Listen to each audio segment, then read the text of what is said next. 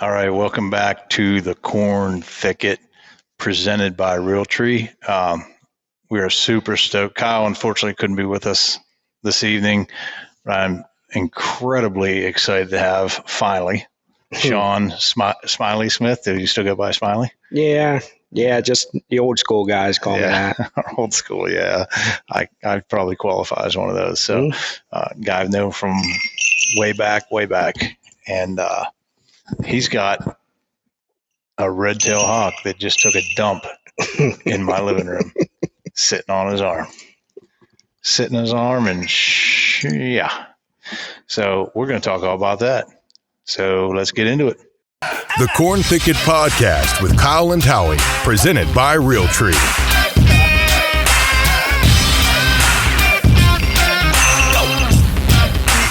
All right, so I'm going to say this is the first time we've ever had that I've had a hawk in my house, in this house or any other house, actually.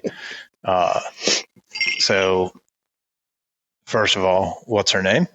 Her name is Freya. Freya. And how old's Freya? Well, she's a juvenile red tail. We're guessing when we captured her, she was probably about 5-6 months. Yeah. So I've had her for a little over 3 months, so about 8 months old. Okay. Is this your first hawk? No. This is actually my third red tail. Okay, so let's back up. I mean, falconry, right? That's what it's referred to. Yep. I literally know nothing about this other than it's friggin' ridiculously amazing, right? Yeah, it is. So, what got you started? You knew somebody or saw it and was like, you know what? I got enough spare time on my hands. I want to learn how to teach a bird to do stuff for me. Well, no, it wasn't anything like that. I was doing a hunting seminar down in Cadiz, Ohio, and there was other booths set up there, and the guy had a couple hawks. I didn't know what kind of hawks they were. They were just cool looking. Right. So I got to hold one, and on my arm, put glasses on. I thought I was going to peck my eyeballs out. Right. So, it really intrigued me. So I started, after I left there, it was a couple months down the road, I started researching it. Yeah. And I said, you know what, I'm going to really look into this. And I did a lot of research, reached out to Pennsylvania Falconry Hawk and Trust, and got on the apprentice program. Yeah. And here I am today. Is there anyone else local? Like this apprentice program, how far did you have to travel for that? Well, I'm only going to have to travel to your place to learn how to do We this. travel everywhere. Yeah. In the state of Pennsylvania, I think there's 200 licensed falconers. Wow. Just in the whole United States, there's only like 4,500 falconers. Yeah. So it's not a very big group of people. Right. But it sounds like there's a pile of them in Pennsylvania relative to a bunch of other places. Well, I mean, the closest one to me is like 45 minutes south, towards Pittsburgh, and that's my master falconer. He's the one that sponsored me as an apprentice. Yeah. So he is my Mr. Miyagi. Right. Right. Well, yeah, unbelievable. So how much does she weigh? Right now she's at like 34 ounces. Yeah. So when I trapped her, she was basically around 42 ounces. So how do you go? Wait, so she's lost? Hold on. She's 35 now and was 42? What it is, she was what is a passage bird. Oops, sorry. Oh, there she goes. She's a passage bird, so she was migrating. Okay. And I learned this over the years through falconry. There's like this old tradition to go out to an undisclosed location out towards State College, go up on the mountain, and you trap migrating raptors. And then we not that I banned them. There's a group of people that banned them and then release them. Right. And then guys and girls that are in falconry, they could go out and trap their bird for that year to train. Yeah. So it's a pretty neat process. There was a whole other process, I guess. I don't want to say that I just called this Pennsylvania Falconry Trust. Right. Said, hey, I want to be a falconry apprentice. Right. I dogged for 2 years for these like elders. Yeah. In the falconry community. They vet you out. They want to see if you're able to have the willpower to do it. Right. To stamina to do it. The dedication. So what do you mean, like you dogged for them? What, like, give me an example, like what you have to do, like Stomp a typical brush. weekend. Stomp brush, beat trees. It's so amazing. this is during a falcon hunt. Yes. Okay. Yeah. That's what I'm trying to understand here. So I was basically their beagle or squirrel dog. Right. But I've seen better looking beagles. Yeah. I'm just saying. Yeah. They're pretty handsome dogs. But yeah, I did that for almost 2 years before like they would even consider sponsoring me. Yeah. So then I'm on my third year, going on my third year right now. Yeah. As an actual falconer. Yeah. But I'm still under the apprentice program. Right. Now, how long is that going to last? Well, until my Mr. Miyagi says that here's your patch. Yeah. Yeah. Until you get patched. Like, and it goes off of hunting, how much hunting you're doing, how much game the red tail's getting. Yeah. Does everyone use red tail? No. No. What else? No. And that's like whenever I was down in doing that show, well, here, these hawks ended up being Harris hawks. Okay.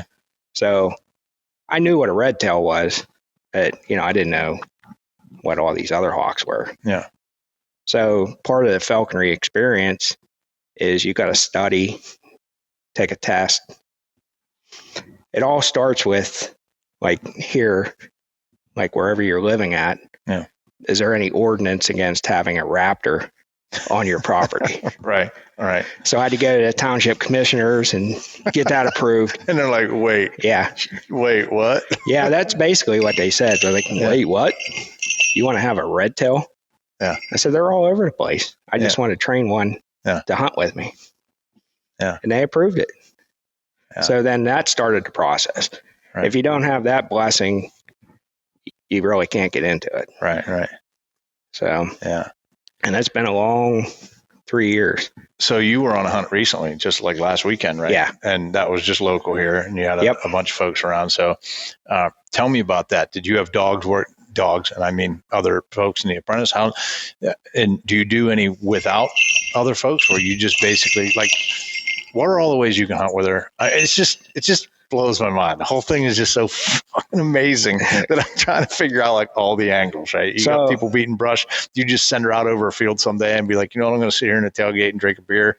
Bring me back a bunny. There is some people that might do that. I can't confirm or deny. Right. But that's how well trained their hawks are. You know, I didn't experience, but just a quick story to one guy. He was out hunting and his friend said, "Hey, your bird's not here." He's like, "Oh, she went back to the truck." That's just how well trained, his bird was. The bird was done hunting. She went back to the truck. Now I wasn't there for it. Right. Yeah. But anyways, with hunting a red tail, there's goshawks, which are about the same size as a red tail, but they actually launch off your arm. Okay. A red tail will follow you to the trees. She will follow me as I'm walking through the woods or a field. Yeah. She'll fly tree to tree, just waiting for me to kick something up. And then once I kick something up, she either goes and gets it, she misses it, and then we keep on going. Did you get anything last time you were up? No, I got humbled very. Oh yeah, old girl didn't pull it off, huh? Well, I always hunt alone. Yeah. And when you got a large group of people, like she just wasn't having it. Yeah. It just wasn't. There was too many people. It could be something I'm doing. Right. But I would have to venture to say, there was just too many people. Yeah. And then we hunted her a little bit, and then of course she went down on a dead deer of all things. So, right. By the time I got her over there, she had fed up a little bit. Right. So in the feeding process, like her weight, you had asked, when I trapped her, she was at a certain weight. She was already hunting. What you're doing is you're conditioning her to like her best, athletic Right. physique. So you, just like an athlete, you start changing her food, bringing her weight down, and she just at a certain weight, like 33 ounces, she is just dead on. Yeah. And that just makes her hungry enough, I'm Yeah. assuming, too, that she's like, yeah, I see running food down there in front of Dad. Yep. I'm going to go. And then once she harvests a rabbit or a squirrel, I transition, maybe a tidbit to her, and I'll take the squirrel or rabbit. It ends up going back to her. Right. Some form or fashion. But she's head bobbing me right now. She's checking you out. Yeah. But yeah, it's a pretty neat process. It's so I've got about 6 years total into it. Yeah. 2 years of getting vetted. Right. And before then, you got your first, and now this is your second, did you say? Third one. Okay. I actually had a kestrel hawk too. Once I released my first red tail, you have to have so many birds on your permit. Okay. So once I released my red tail in the spring, I transitioned to a kestrel hawk. Okay. Now you trapped that one as well? No. I was going to say, I'm not familiar with that bird, just like you when you started, right? I'm below that level as far as knowledge of hawks. I know there's red tails around here. I don't even know what other kind of hawks are around this area. So there's with the kestrel hawk, it was trapped in my possession. So, and then I train it to hunt with me. Okay. And a kestrel is about the size of his leg of the red tail. Oh, really? They're small. Yeah. So they eat grasshoppers, small mice. So it was really fun. Yeah. And they're an actual falcon. So yeah, they are the smallest falcon. Okay. So do you get a new, okay. So I have so many questions. So you get a new one every year? Yes. Okay. So how many months will she be with you total? She will be with me from the time I trap her, whatever. That's usually in September, October, until like March, April. Okay. So you trapped her in September, October. Yep. And she already follows you from tree to tree. Like how do you within 4 weeks I can get 4 weeks? Yeah. That it won't just fly off and say, I'm out of here. Well, I mean, every time you cast your raptor up into the tree, there's a chance that it's not going to come back. Yeah. But it all goes in. I'm not training her to hunt. She already knows that. Yeah. I'm just training her to hunt with me. Right. So she's not like, dude, I can do this so much better. I'm out of here. Right. Yeah. So okay. So again, so many questions. This is just amazing. So you trap her, and that first time you cast her, like, how do you get to that point? You know what I'm saying? Like, is she on a leash? Like, yeah. We call it a Korean line. Okay. It starts out that the second you take her out of the trap, and get her off of it, I put the anklets on her, start jessing her up, and training starts. What's jessing her up mean? Jesses are these right here Okay. These are called jesses. Okay. And the anklets are where the bells are attached. She's like, why are you touching my feet? Yeah. I got to watch because she'll hit me if I'm not paying attention. But she, that's when the training starts, is once you first get them out of the trap. And it's pretty scary, you got a hawk in a net that just came out. So let's back up. How do you trap them? So sorry, it's okay. Questions. There's several different ways. You can use a BC trap, which I don't know what the terminology is. I just know it's a BC trap. It's a little cage trap. Yeah. You use like 100-pound test fishing line and slip knots. Inside that cage, you put like a mouse or a quail. Yeah. So in driving around Pennsylvania, you see red tails everywhere. Right. Sure. So you can tell, like now I can tell a juvenile from an adult, because an adult will have a red tail. Yeah. Yeah. So you see a red tail sitting on a telephone pole, you pull up, you put that trap out with the quail in it, and you pull up the road, And eventually that bird will come down, try to get that. They'll get tangled in that fishing line, and then they can't fly away. So at that point, you run over like an idiot, start grabbing them. So you don't are these left unattended at all? And you check them? You got to sit there and watch. You got to sit there and watch them. Yeah. So, as soon as they get hooked onto the trap and they can't get off, you go over, cover their head, their eyes, take them out of the fishing line, and you start gearing them up. Right. Now, the old school falconry way, out in the central part of Pennsylvania up on the mountain, they have blinds set up on these mountains, and they've been doing it for over 100 years. So they have a bow net, which is like, 6 feet round. You bend it in half, spring loaded. Yeah. And as you have a decoy out there, calm down. She's like, I want to fly up there in that basketball hoop. You have a decoy bait out there, and the raptors will come down and hit that, and they call it surfing. Once they bind onto the pigeon or whatever, you just start pulling the rope over the net, and then that's them. They just hold on to it. They just won't let go. No, once they bind into you, with their talons, they have to let go. It's like right, but they're usually not. Yeah. All right. So sorry, back to the training part. So you get this bird, you trap it, and you put the anklets on it. And then from there, how do you go about like convincing it to chill with you while you're hunting? Well, I sit there, I spend time with it. Like right now, this is called manning. Okay. She's sitting on my wrist or on my glove. She's baiting a little bit, like she wants to go check out your place, but I'm not going to let her. Like, Dad, come on. Yeah. Come on, chill out. So it's just working with them. Every spare second I got, I would go out and work with the bird, get her to jump from the perch to my hand, then across the garage. Then you move outside, and I'd put a clearance line on her just in case they try to fly off. All right.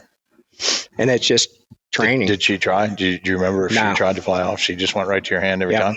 Yep. And to get a treat. I'm sorry. Yep, to get a treat. Yeah. Positive reinforcement stuff. Yeah. And then once you get I don't know, there's really no cutoff, like how far, like I would have her in my yard, maybe 50, 60 yards. Yeah. She would fly to me. And then just one day you take that clearance line off and you have her fly to you, and you know that she's ready to go. And then you just start walking around. Mm-hmm. And then you start hunting. And when you kick something up, she just knows naturally to just like, I'm going to go eat that damn thing. Yep. That's amazing. In 4 weeks, you can get that within bird. 4 weeks. Yeah. Within 4 weeks. So, okay. So you only keep them for a year. So you said September, October until when? March, April. Okay. And is that a regulation? No, I can keep them, but like my master falconer he just wants to keep the repetition of me training. Gotcha. Because this is part of the apprenticeship then. Yeah. If I would keep this bird over, then, you're not learning as much. I'm not learning as much because you can consider it like a finished bird. Right. Like a finished retriever, finished bird. Now you release the bird then? Or does it hand it off to someone else? Nope. I release it right back out to the wild. Now, how do they know not to just keep following you? Well, you get home and it's like above your Jeep or your truck, just kind of. Well, the last one, I knew it was time to release her, and I fed her up pretty good, medicated her with some antibiotics, and I sprayed her down for the mites and stuff, so she'd be better than what she was when I got her. Right. So I released mine right out at the farm there. I was mowing grass and she followed me around for a little bit. And then I looked up and she was up in the like the jet stream or whatever. She was heading towards Katanning. Yeah, she's out, huh? Yeah. But I did put a little orange sticker on her leg, just to see if she would come back. Right. But I haven't seen her. Yeah. So it could have fell off. Yeah. That's pretty neat. So a finished bird. So do the masters keep them over? Do they keep finished birds? So, and you don't know when you're going to get patched, basically, for lack of a better word. But when you are patched or when you're approved, and you're that make you a master falcon? No, I'll go to a general falconer. Okay, falconer. Okay. Like a master falconer's. Sorry. Oh, I don't know why she's usually pretty. You don't chill. have to apologize for the coolest ass thing I've ever had in my house, ringing a bell when it's trying to fly away. It's crazy. So, like a master falconer is like 7 years of doing falconry. Okay. General counting is that counting the apprenticeship? Yes, that's counting your apprenticeship. Okay, so you're getting there. Your on that, general, though. yeah. So I can apply for a general, but I won't do it until Miyagi says so. Yeah. And his name's Jeff Finch, and he's been in falconry for 30 years. Guy's amazing. Yeah. He's just a wealth of knowledge, and he's a great mentor. Yeah. He shows you, he just knows stuff that he shouldn't know. Yeah. So did they, I would think they'd want to keep, so does everyone just keep a single bird? Does anybody train multiple ones and hunt with multiple ones at once? Or is that not at once? You can hunt like a cast pair of Harris hawks. Okay. Harris hawks, usually they'll fly in pairs. Okay. A female and a male. Okay. Excuse me. Oh, you're right. So red tails, they don't fly in pairs. Yeah. I mean, they do. They mate. They say they mate for life. Sure. But in the falconer world, you just hunt one. Yeah.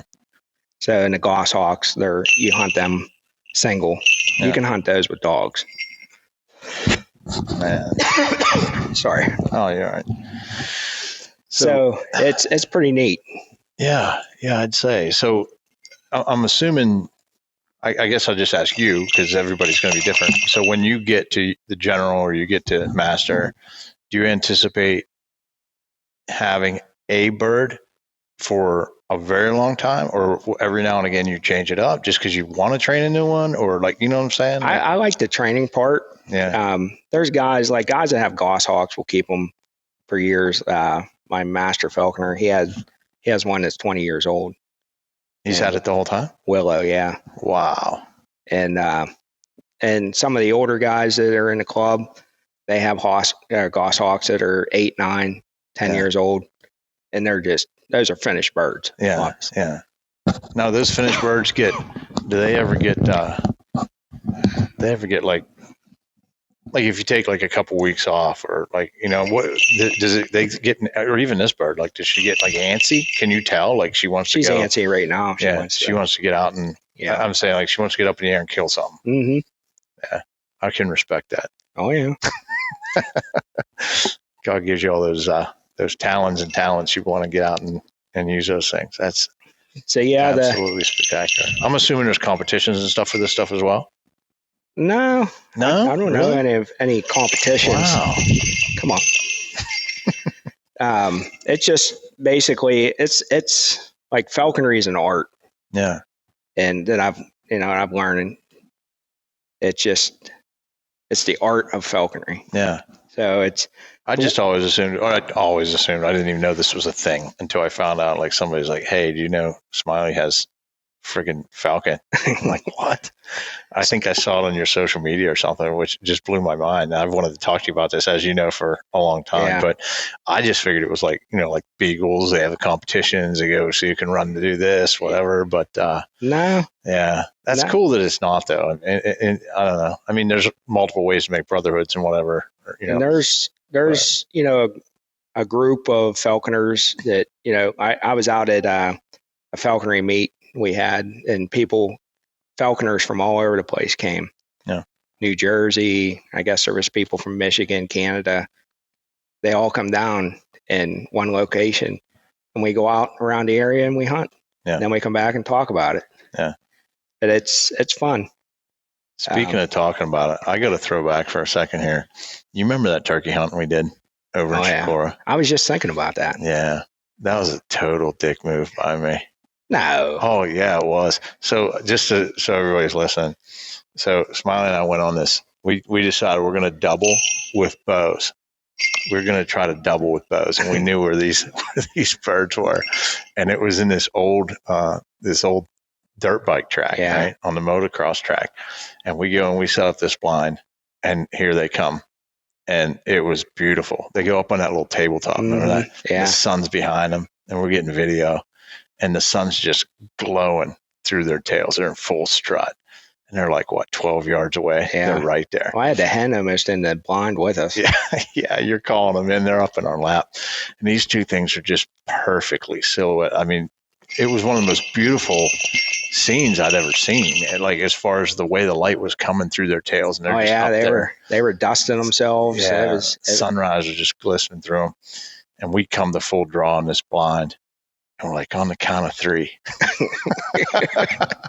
And it went 1, 2, thunk. Yeah. And I let fly. And to this day, I don't know why. And we never did talk about, like, was it 1, 2, 3, shoot? Yeah. Or was it 1, 2, 3 and shoot on the 3? We may have talked about it, but I just know I went early. I had premature archerization or whatever it is there, and zipped it. And then I felt so bad because they were just sitting there, just primed. They were. I mean, it would have been epic had we been able to. Well, yeah. Then he jumped mine, and then he ran back up on the tabletop, and I reached over and grabbed one of your arrows, and you were like, "Hey, that's $12 a shot." Zing! There it goes. Yeah. You could have launched 3 of mine. I still wouldn't have felt as bad as I did for jumping that shot. That was terrible. I thrive for taking people turkey hunting, so I really don't care if I get one. That would have been awesome. You got to admit, that would have been tight. That would have been tight. Have you done a double archery? No. Still to this day. See, that's what I'm saying. So we haven't done it. I've shot doubles and triples out of blinds with some of the veterans that I take out. Yeah, let's talk about that for a minute. So let's talk about your organization that I know you dedicate so much of your time to. I want to make sure we get plenty of time to talk about that. And we can go all night. I don't care. I know you got places to be eventually, but we're only 25 minutes into this. So, so let's talk about the organization. So the organization is called It's About the Warrior Foundation. It's post 9/11 veterans in Pennsylvania, Ohio, West Virginia area. The foundation was created, to help the local veterans out. Right. Now, where was it started? Do you know, like the actual headquarters of it, or it was right in Butler, Pennsylvania? Really? It actually started over having a beer at the Monroe. Oh, lots of things have started over having a beer at the Monroe. Glad to hear at least one of them has been good. So the founders, Steve Montleone, Chad and I, Steve Korn, and I think it was Shaun. His last name skipping my mind. So you're a founding member of this then? No, I'm not. Oh, okay. Oh, I thought you had yourself in there. I'm sorry. No, and how do I say it? Like, I'm friends with those guys, and then I was actually on my way to Maryland to do Maryland bow hunters seminar they have a big clam bake or something like oyster bake. Yeah. And we were on our way down. I was pro staffing for Apparition Scents at the time at Avery Outdoors. And Jason Mears from Apparition Scents, who was the owner, said, "Hey, we want to donate some money to veterans organization." So I'm like, "Hey, my friends of mine just started one here in Butler." I said, let me reach out to him, see. So reached out to him, and they were still in their infant stages. And I said, how about we take a guy on a hunt? Right. And sure enough, we met talked out hashed out a plan, and we took veteran Mike Cramner just on a fair chase whitetail hunt in Ohio. Mhm. He ended up shooting a doe, but we had it videoed, and to today, like, we're sending guys to Wyoming, Colorado, Texas. Awesome. It just ballooned. Yeah. These are all veterans All local veterans. here to the tri-state area for us. Yep. Yeah. So, and well, I know every spring you're just turkey hunting all over. Yeah. Everywhere. I will travel the ends of earth to shoot a turkey in the face. Yeah, there's nothing wrong with that. You Yeah. gotta calm down. So that was the first one. You videoed it, and then you went on YouTube with it, social media. Yeah, I think God, I can't remember his name. I'm losing my mind, getting old. But anyways, he was a great videographer. Mhm. He was good at editing. He did like a little YouTube thing for the. This isn't Kyle Campbell then, because he's garbage at that. Oh, that's the Kyle you're talking about? I know Kyle. Yeah. Yeah, that's him. Yeah. No, he's pretty good at that stuff too. Yeah, he's really good. Yeah. Yeah, I was talking to him. How I met him was on the Pennington Paddle one time. Oh, yeah. And we met over a beer in the middle of the Allegheny. Yeah. Again, a lot of good things and bad things that come over that too. Beers on the Allegheny. So yeah, it just like, we started getting people reach out to us. Like I would go out to different somewhere high fence places, Right. because we have veterans that aren't real mobile. Right. They might be double amputee, single amputee, and they might donate a hunt, and we would raise money, to take two people out. Sure. So it's not anything free. Right. We go out, boots on the ground. We do fundraisers,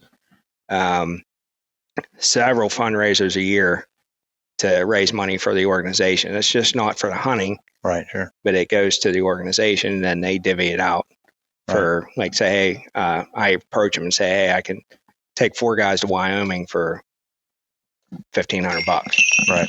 They would, take care of the. Right.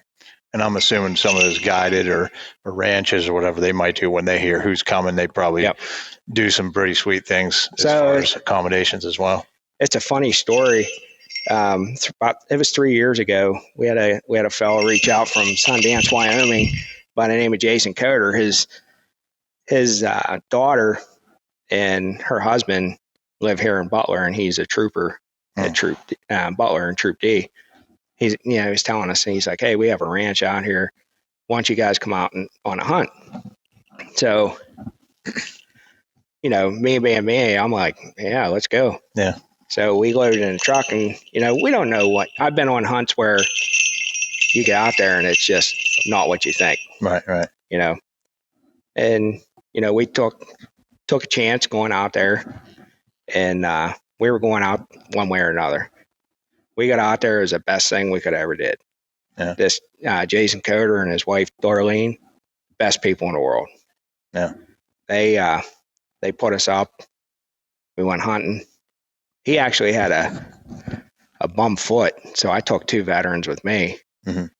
And right off the bat, we, doubled out in the morning. Yeah. And he was like, that's pretty cool. So that's how my relationship with him got going. So now I go out every year and help him out. And then I have the veterans fly in. Yeah, sure. And we pick them up in Rapid City, and head to Sundance and start hunting. Now, where's your favorite place to turkey hunt? One state. If there's only one state you could ever turkey hunt in for the rest of your life, where would it be? Wyoming. Oh, it's amazing. Yeah. She's like, I'm out of here on the Wyoming stuff. Come on, get up there and sit down. Now, what are they? Merriam's out there? Merriam's, yeah. Merriam's? Yeah. It's just that, Western scenery. I've turkey hunted a lot of places, and this is by far my favorite. Yeah. The terrain's I mean, it can get really bad if you want to get into that. But Right. the terrain ain't much worse than what's around here. Yeah. So it was almost like natural. Right. I mean, although you're looking at all ponderosa pine, Right. you're not looking at oak trees and you know, little scrub oaks. But it's amazing. Yeah. It is. They you ever been to Kentucky? Young Kentucky? Oh yeah. Yeah. We did. We actually got invited down on a turkey hunt for Whitetail Heaven Outfitters, and it was a turkey competition. First place could win $50,000. So I went down, me and one of the other veterans, and I said, "We're going to win this money for the foundation." Yeah. And that time, I called these turkeys in. They crossed 2 fences. I said, if they cross that second fence, they're dead. Sure enough, they crossed that second fence and they're coming in. And again, it was we're going to shoot on 3. Oh no. Yeah. My gun's still sitting there. And the other guy, he's shaking like a dog with razor blades. Yeah. And I said, just wait till they get in the decoys. And I went to reach for my gun and boom. Oh. So, but it was excuse me, it was a 2-bird limit. And then they went off a weight and all that. Yeah. So we got 1 out of 2. It was worth it. Yeah. So it was fun. Yeah. And then it sounds like you're heading to Missouri this year. Excuse me. Yeah, we had a guy reach out to the foundation. It's one of the CEO's friends. He has some like 80, 90 acres in northern Missouri, I think it was. Okay. Not sure where it's at. Yeah. So he actually said, hey, send a couple guys down, turkey hunt or deer hunt. So, and that's what we're at now is we got a lot of people reaching out to you. Yeah. Say, hey, we got 400 acres you can hunt here. Yeah. But there's a lot that goes to it. Oh yeah. Yeah. Excuse me. Yeah. You have to have some of that. What'd you say you brought? Redneck tea with you? Ghetto tea. Diet Mountain Dew. Yeah. But which my master falconer got me addicted to. Yeah. So I was thinking Kyle might be able to join us here. Actually, I sent him a message a bit ago, said to jump on if he could. Oh wait, he just texted me back. You gonna calm down a little bit there? Yeah. I still can't. I mean, they're just so freaking magnificent. Like their eyes alone. I don't think you could ever get sick of I don't know. Nah, they're pretty cool. They can look right through you. Yeah. But they are like natural born killers. Oh yeah. So it's also been shitting all over my floor the whole time. Yeah. So they natural born shitter. Yeah, they are pooping machines. So I'm super stoked to hear about the Warriors taking off like that. Oh, there she finally fluffed up like you said she would. Yeah. I mean, I'm assuming it's just continuing to grow, and that's the plan, just continue to spread. So do you know, are there plans to go outside of generally this tri-state area? Is it looking to get even bigger? I mean, I'm assuming the goal is to help as many veterans as you can. So you're probably getting them from everywhere now. And you'd be surprised. I mean, I wasn't a veteran myself, so this was my way of repaying those who did by taking them out on hunts and stuff. Right. And but you'd be surprised. It's hard to get somebody to go. It's like, hey, I got a whitetail hunt in Missouri. You want to go? And the things that these guys been through or family life, what's going on. Sometimes it's hard to get them to commit to doing that. Yeah.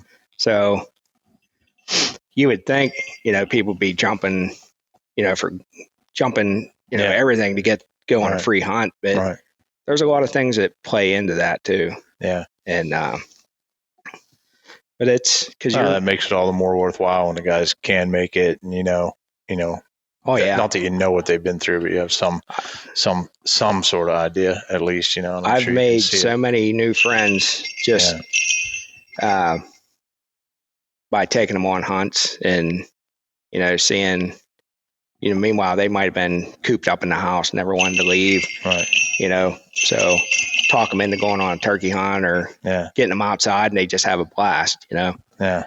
I've seen guys that, were pretty messed up, had to walk with canes or whatever and walkers, and, they shoot a buck or a doe or a turkey. Next thing you know, they're running through the woods. Right. They forget all about they might be hurting later on when it catches up to them. But for that, hour, half hour, they forgot all about, the past. Yeah. And that's worth it to see the smiles on their faces. Yeah. So you got a website for that place, I'm assuming? Yeah, it's ietw.us.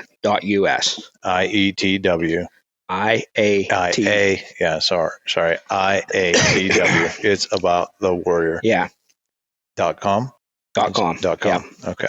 Awesome. And on that website, you can, donate or do whatever you want. You can check it out. It has, it's just not hunting, fishing. We have hockey, softball. We have therapeutic facilities, pain clinics. Oh, okay. And a lot of... And that's all started from this conversation over a beer at the Monroe and Butler. Yeah. And they have pain clinics now. And it also, and this conversation at the bar, they started a golf outing. Yeah. They did a golf outing. They raised $50,000. And then from there, it took off. And how many years ago was that? Ballpark? Probably 10. Wow. All right. So we're going to do the marry, F, kill thing, right? You know what I'm talking about? Yeah. You got to marry one, F one, and kill one, right? So we'll do whitetail hunting, turkey hunting, and falcons.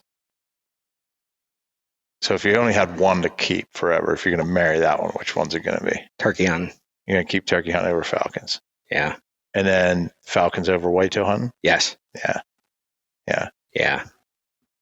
I kind of thought you were going to go that way. I actually wasn't sure on the turkey hunting and the falcon. Just because of the time commitment and how intimate this relationship is. You know what I mean? But I know at this point too, and you got a lot of stuff going on. Well, your family's doing well. Yeah. Everybody's doing well. Yeah, I know I get to see your girl every now and again, running around with my girl. Still hanging out. That's pretty cool. Yeah, I guess they went down to the Penguin game the other night. Yeah. And then they went to Dave and Buster's or something the next day, and they weren't feeling very hot for that Dave and Buster's trip. No, I don't think they were. Pretty rough. Yeah. That's an expensive way at a Penguins game to not feel good the next day. The next generation coming up. Yeah. So it's bring that mic in a little bit if you would, just a little bit. There you go. The family's doing well, and just busy working. Yeah. And now I say I'm busy working and going hawking. Yeah. So I try to go out as much as I can before work, whether it's an hour, half hour. Right. The game's pretty scarce around here right now. Yeah. You can travel a pretty good distance to try to kick a rabbit up or, beat a squirrel out of a tree. And that's something I wanted, like growing up in Pennsylvania, you grow up, you go rabbit hunting or squirrel hunting. Yeah. You squirrel hunting, you're setting out, with a shotgun or 22. Right. Like going squirrel hunting with falconry just blew my mind. Oh yeah. That's going to be absolutely nuts, dude. You walk into the woods and you're looking there ain't no squirrels here. And the guy hits a tree with a stick and a squirrel starts moving. And they just start moving all through the trees. It's weird. Yeah. I might exaggerate a little bit on that, but that's what they do. They go around and they hit the trees just to get the squirrel to move a little bit, because the squirrel will see the hawk, flying through the treetops. Yeah. And they just freeze. Right. So guys will just walk through the woods and, tap on the trees, get them to move a little bit. The hawk sees them. They'll go, oh, well, not this one. She almost got ran over by a squirrel. We had 8 guys sitting there, and the squirrel was coming down the tree, and she was watching us. Yeah. And the squirrel ran right past her. I'm like, oh man. Yeah. and I'm at the falconry meet. Yeah. I'm like, boy, that's humbling. Yeah. I don't know how I completely forgot about this. I was 16 years old, maybe 17, hunting behind my place over in Carson City at the time, hunting this field edge, just this little bulge of woods that goes out into it. And I didn't even know it was there, but a hawk had landed like straight across from me. And I'm standing at the tree stand right now. I was in my old real tree, like the old school stuff, like the one piece deal, like that zips, the whole way from your ankle to your neck. And my nose started itching, and I knew there were deer like over down to my left. So I like slide my hand up across my chest, like to get up. I'm going like real slow, and this freaking bird just comes right at me. And it did the thing where like, they throw on the brakes at the end with its talons out. Yeah. And I'm like, oh, of course I scream, and the bird obviously, but I mean, that thing, as I remember it anyway, it was probably 5 feet from me, but it felt at the time like it was like 6 inches from my neck, because my hand was like right here. And I know every deer in the county was gone at that point. But it was intimidating to say the least. Like, I mean, I was scared shitless. I just when they start coming in for the kill, they get serious. They come in talons first. So they get serious. Yeah, I've had a couple experiences with owls or hawks and sitting in a tree stand. My craziest one was I was hunting in Ohio, and it's like prime rut, and I'm in my tree stand, and like it's just starting to get daybreak, and I hear something coming down the tree beside me, and I start looking, and my eyes focused, and I'm like, my face is like a foot away from this other tree, and I'm trying to focus on what's coming down the tree. I could see it, but I can't see what it was. Yeah. Well, then I see these beady eyeballs, and it jumps right on my face. Here it was a flying squirrel. And I screamed, and I'm so glad I was tied into the tree. I screamed. And after I got my composure, I just packed my gear up, went back to the. Like everything. I'm like, might as well not even hunt, because I just scared everything in Trumbull County out of there. Oh man. So before we go, some of the things we like to ask folks. So your first deer hunt, your first deer kill, like who got you into hunting? Who was the first person that was like, you know what, kid, get your stuff on? I mean, mine was my grandpa, right? He's like, here's an .06 that's going to blow your 12-year-old shoulder off. Yeah. If you can hit that bucket at 50 yards, let's go. Yeah. That kind of thing, that bucket lid. Yeah. Obviously I taught my kids different on how to like breathing and all that. That's why they're much better shots than I am. I still have bad habits to this day. Right. Yeah. But who got you hooked on the outdoors in general? Maybe your first or most memorable youth deer hunt or whatever you got on that front. Well, that would have been my dad. I think from the time I could carry a BB gun, hold a gun, I had a BB gun in my hand, and I was always they must have known in falconry I was good at stomping brush, because that's what I was. I was my dad's beagle. Yeah, you've been a beagle for a while. I'd have his hunting vest on, and I carried his shells, and I carried my BB gun. Yeah. And he'd shoot a grouse or a rabbit, and I'd run up and plink it with the gun. I carried it. But yeah, that was, I mean,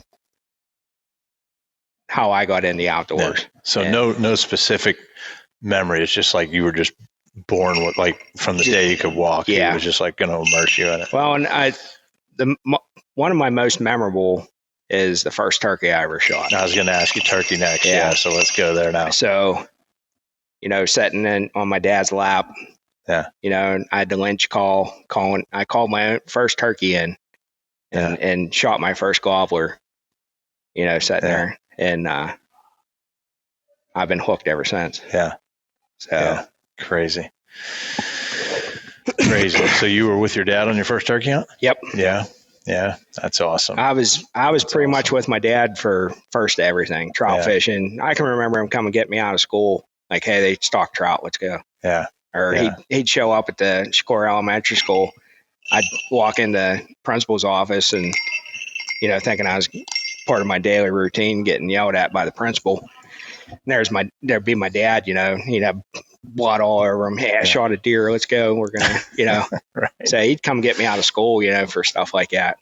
Right. That was educational to him. Yeah. So. Yeah. It was educational to me too. So yeah, I remember, man, I used to shoot deer on the way to school. I had a pickup truck. I mean, you knew where I lived, and I had a mile to the school. And twice, there's a house there now, right across from the old drive-in. Yeah. But twice, I literally stopped behind a bus, like the bus was stopping to pick up, like the Dodd girls. Yeah.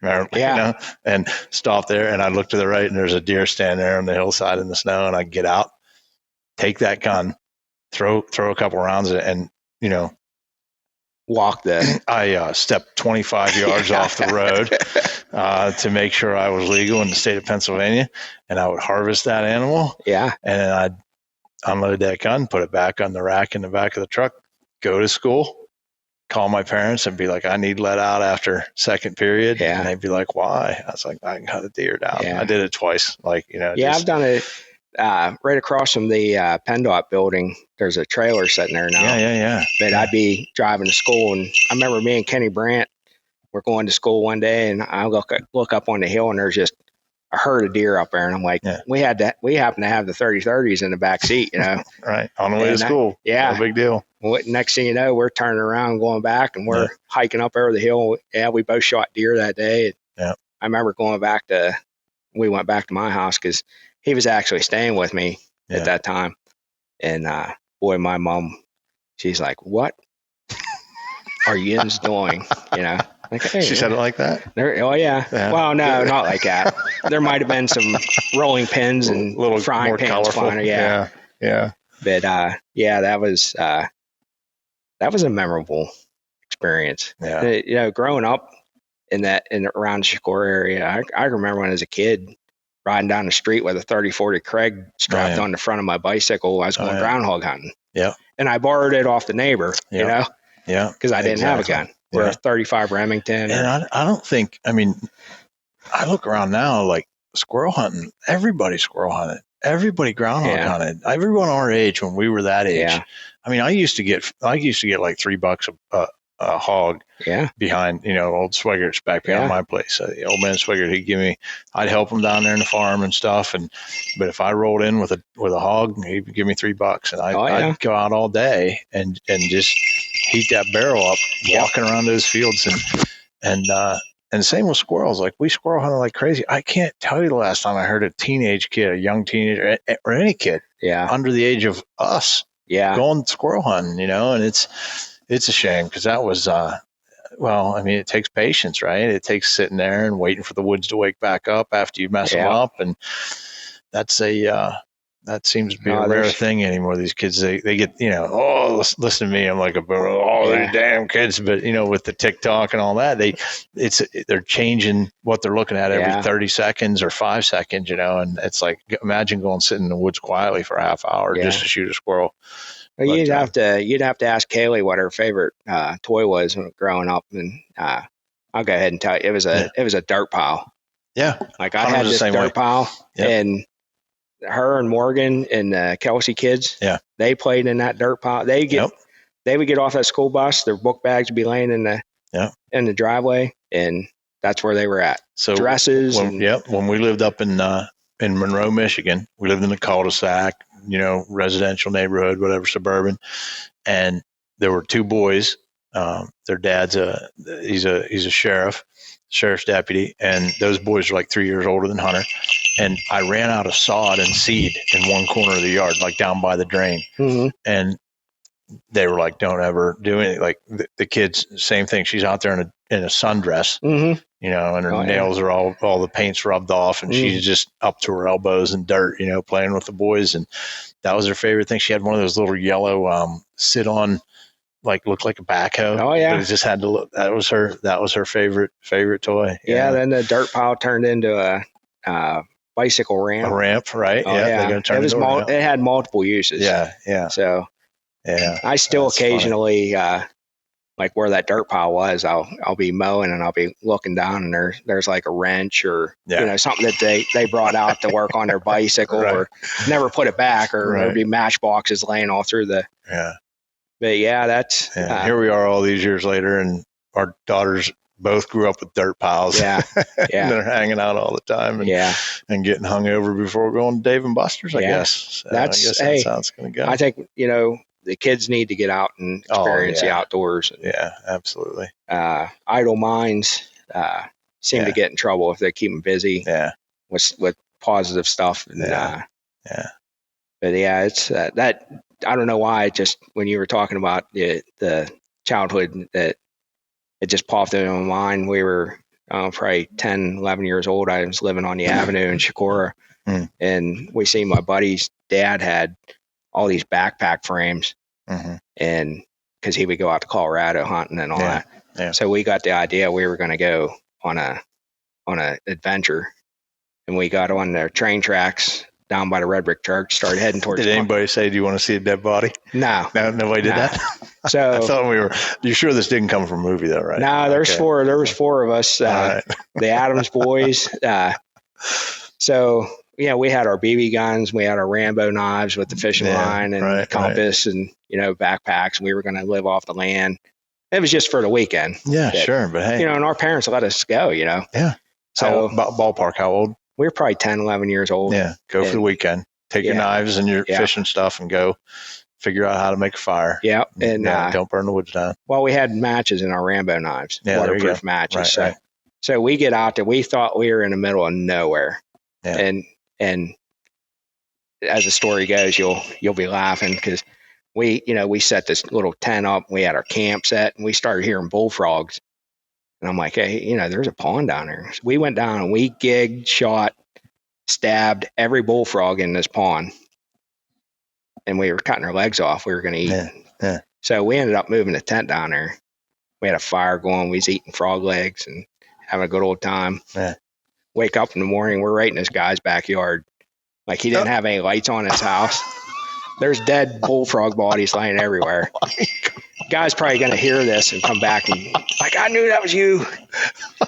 So we got the heck out of there. We got out of Dodge pretty quick. And, we just ravaged every bullfrog in that pond. And it's hilarious because we're here on my wife's family's land, right? Yeah. And when I was 17, I want to say, there's all this big woods back here heading out towards Slippery Rock from here. And my brother and I did the same thing. We said, you know what? We're going to bear hunt, but we're going to bear hunt on the land. We're going to take the whole season.